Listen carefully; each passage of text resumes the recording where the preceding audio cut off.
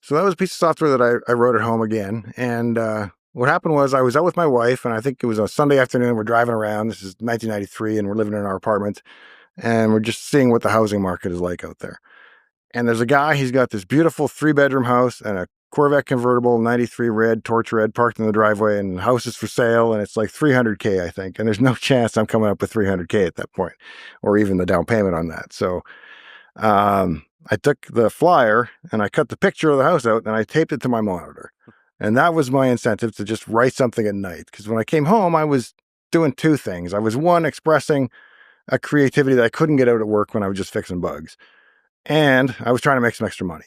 And so I wrote a shell extension. Before I actually went to the shell team, I started it. And that's what led to my interest in going to the shell team, based on a MSDN sample, or MSJ at the time, MSJ sample that I saw on how to like bring up a folder. Well, once I had the very basic bring up a folder template, adding zip file support to it was just incremental all the way.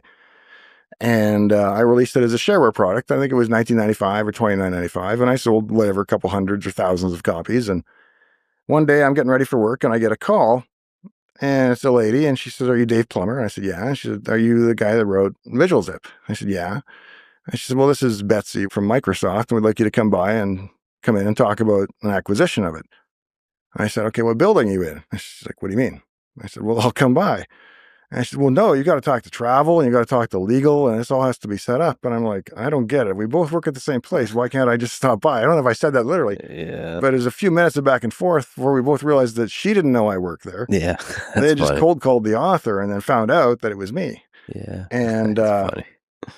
so they made me an offer on it. And it's the kind of thing where if I don't accept the offer, well, now my choices are I can keep selling my own version and quit Microsoft, or I can stop selling my own version and work for Microsoft.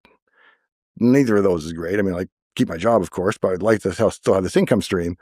And the other option was accept their offer, which is what I did. So then I bought a used 93 red Corvette.